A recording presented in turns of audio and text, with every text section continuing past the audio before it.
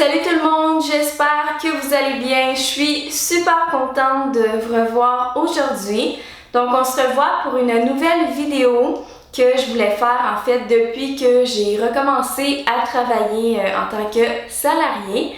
Et ça va être sur la vie de travailleur autonome versus la vie d'employé.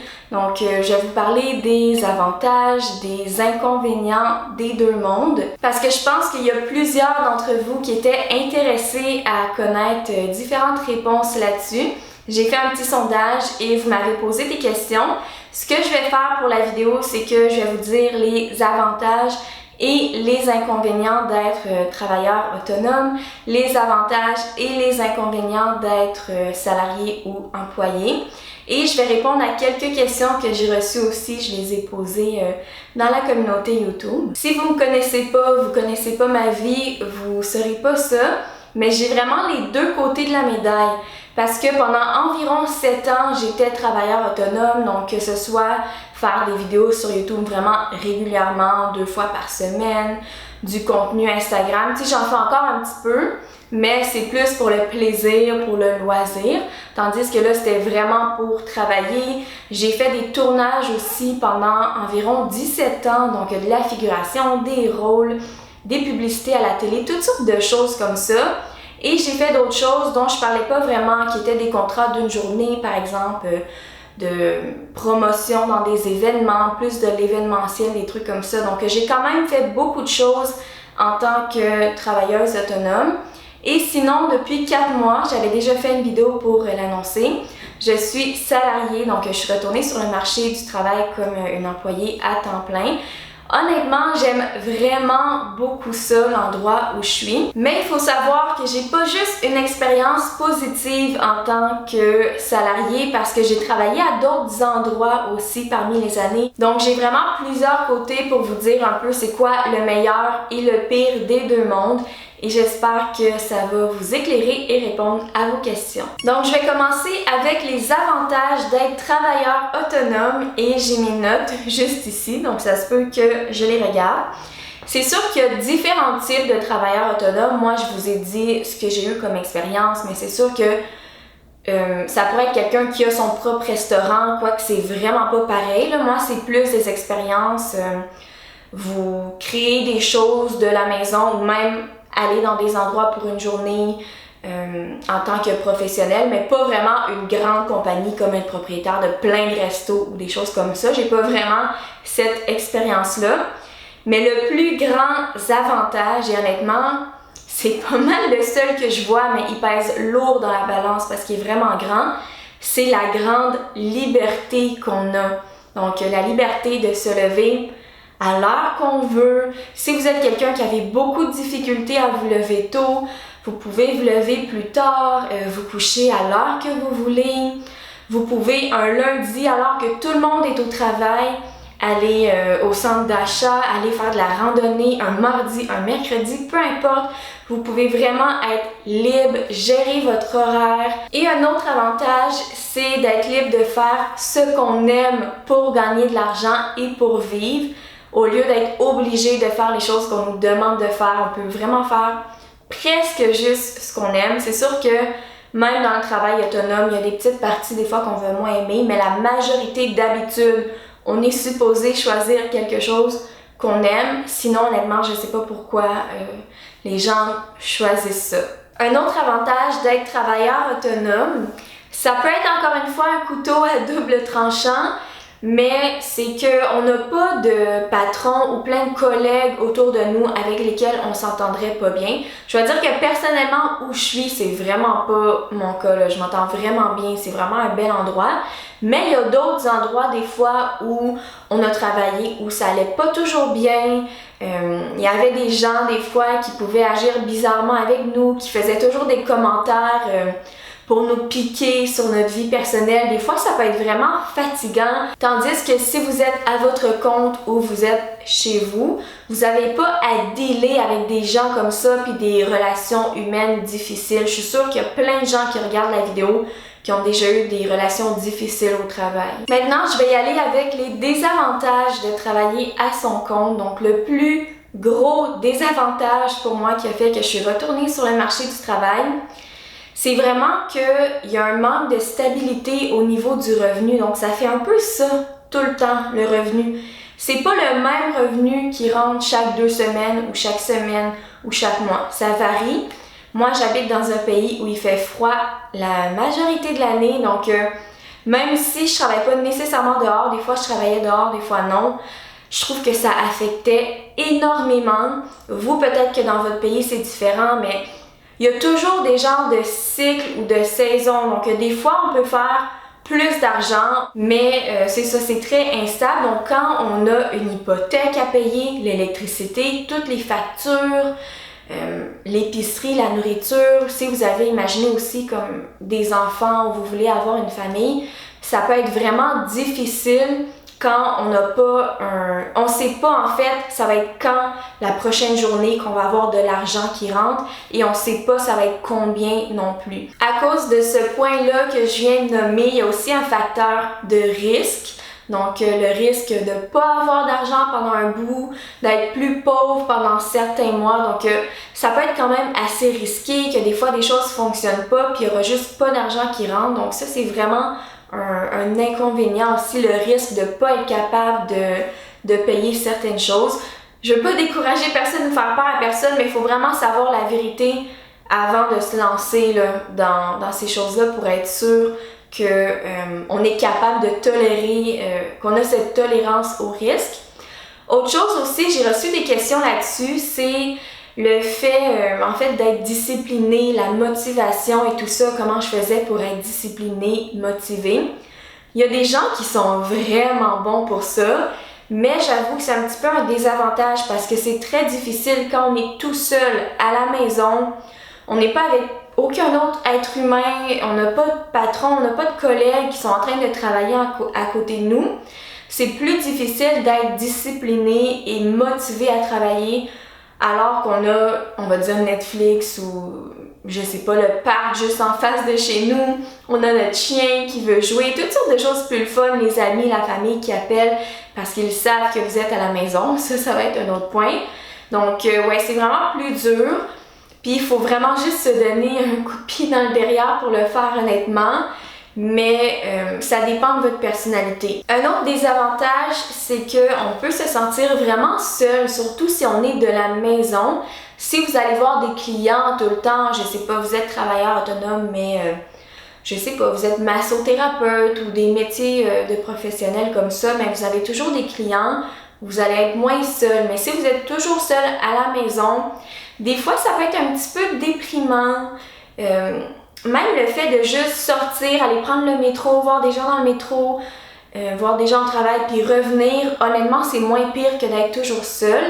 Et ça vient d'une personne comme moi qui, à la base, j'aime ça être seule. Je suis une personne introvertie. Je suis super bien quand je suis toute seule. Mais quand ça fait 7 ans, 6 ans, 8 ans, 9 ans, à un moment donné, il y a des gens, je sais, qui ne le supportent pas vraiment bien. Il y a une solution pour ça, c'est de travailler dans les cafés, mais honnêtement, c'est pas vraiment pareil, donc il faut juste y penser aussi ou trouver d'autres solutions. Et la dernière chose, je dirais que pour les impôts, c'est beaucoup plus compliqué. C'est sûr qu'après un certain nombre d'années, on s'habitue, on ramasse les factures, on trouve un bon comptable. Moi, en dernier, j'avais quelqu'un dans ma famille, mais sinon, j'ai dû payer des comptables, puis honnêtement, travailleur autonome, dépendamment de combien de gagne-pain différents vous avez, ça peut coûter 500, 600 $ pour faire les impôts, tandis que ma mère, mon copain, les autres qui ont juste un emploi, ça coûte comme 75 $ et c'est vraiment pas compliqué. Là. Moi, c'était extrêmement compliqué.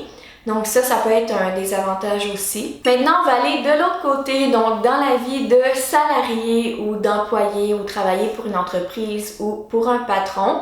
On va commencer avec les points positifs. Je dois dire encore une fois que où je suis, c'est vraiment très bien.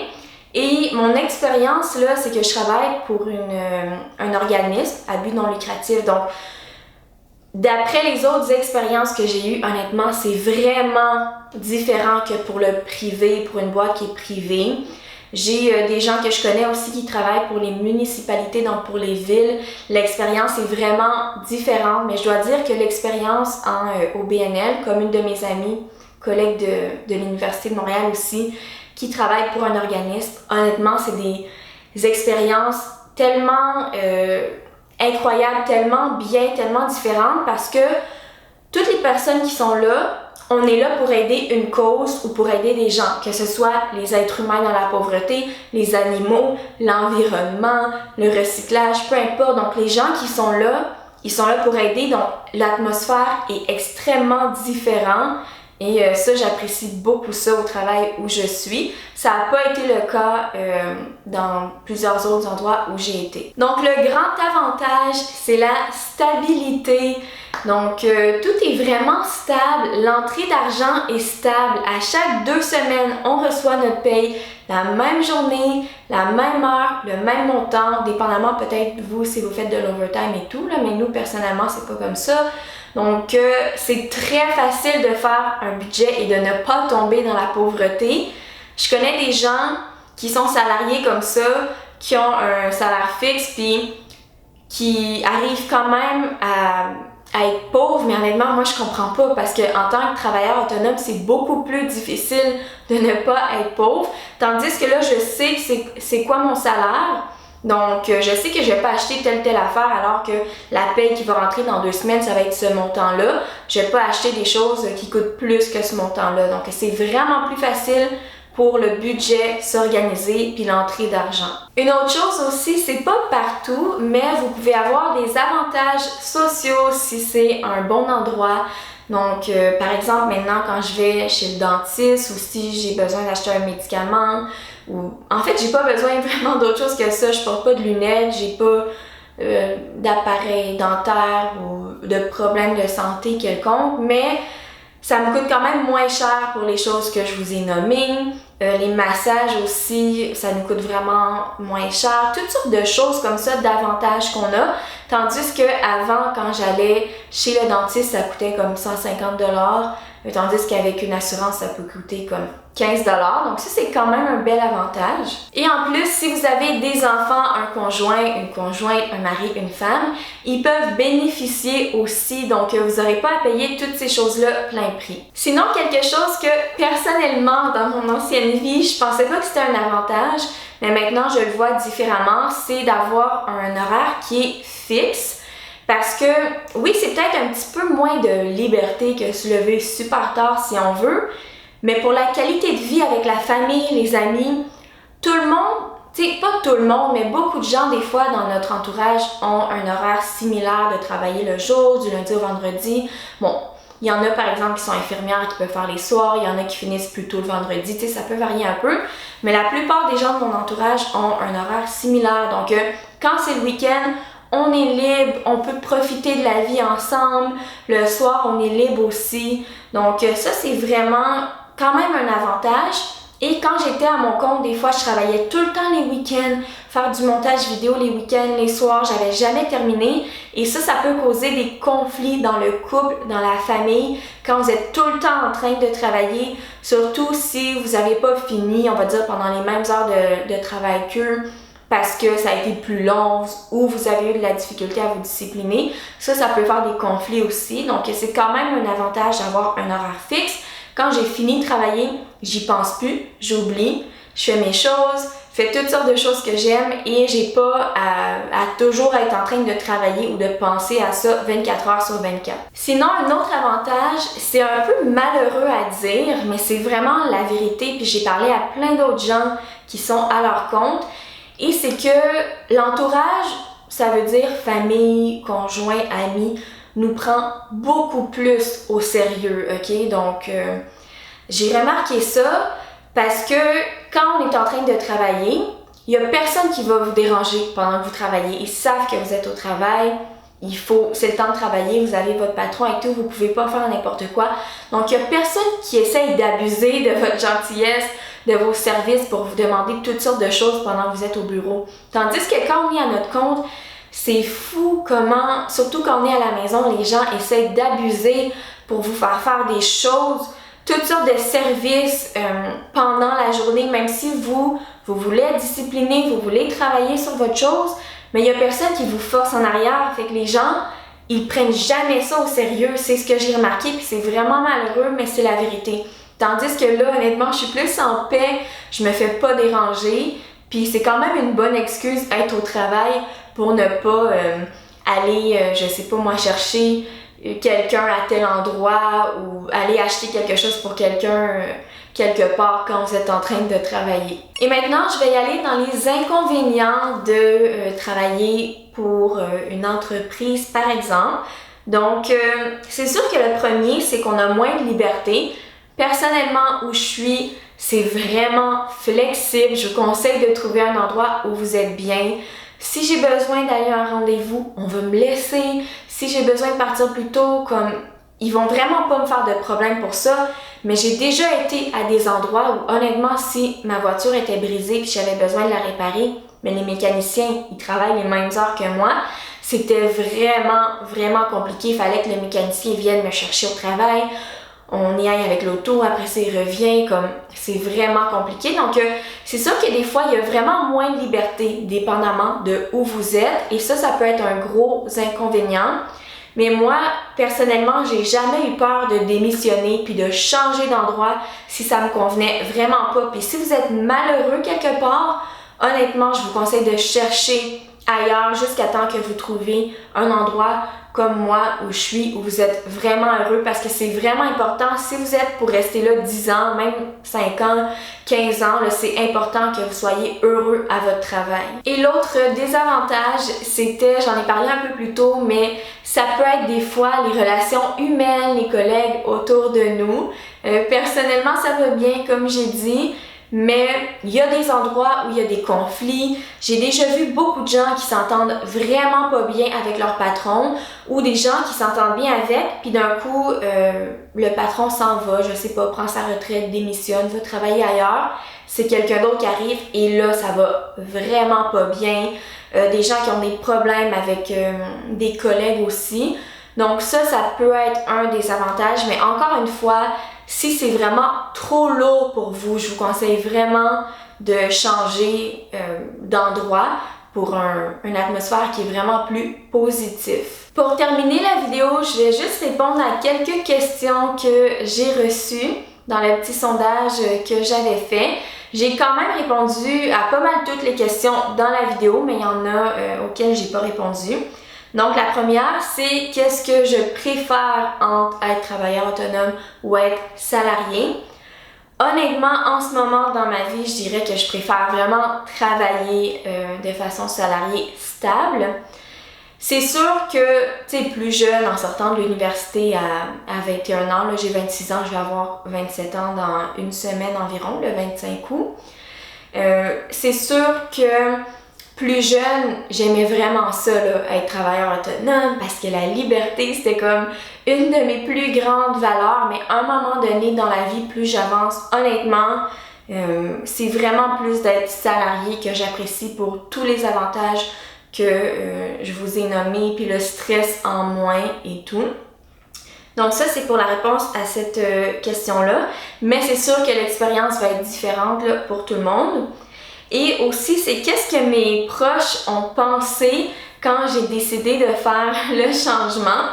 Donc, mes parents, honnêtement, ils étaient vraiment super fiers de moi parce que, tu sais, ils m'ont quand même payé les études à l'université. J'avais travaillé un peu là-dedans, mais ils étaient vraiment contents que je fasse quelque chose aussi avec ça, avec mon CV et tout, même s'ils étaient super fiers de moi déjà avec YouTube et tout, ils trouvaient que je me débrouillais très bien parce que je demandais pas d'argent puis je me débrouillais, mais ils étaient contents de ma décision. Mon copain, lui, était extrêmement content et il a dit qu'honnêtement, si j'avais pas fait ça, on n'aurait pas vraiment pu acheter la maison qu'on a achetée ensemble. En passant, là, je suis dans mon ancien appartement.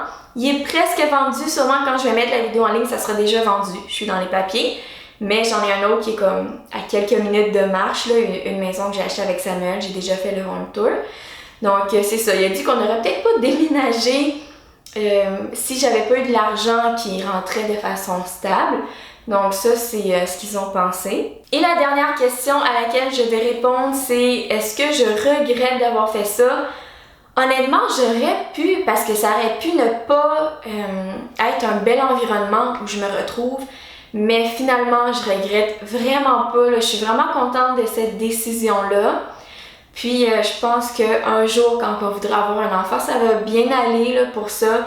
Il n'y aura aucun stress là, par rapport est-ce qu'on va avoir la difficulté à payer des choses et tout, donc ça vaut vraiment la peine. Donc c'est tout pour la vidéo d'aujourd'hui, j'espère que vous l'avez appréciée, j'espère que ça vous aura aidé. Si vous avez d'autres questions, posez-les dans les commentaires, ça va me faire plaisir de vous répondre. Vous pouvez dire aussi un peu c'est quoi votre expérience, est-ce que vous êtes salarié, est-ce que vous êtes travailleur autonome. Et nous on se revoit très bientôt, bye!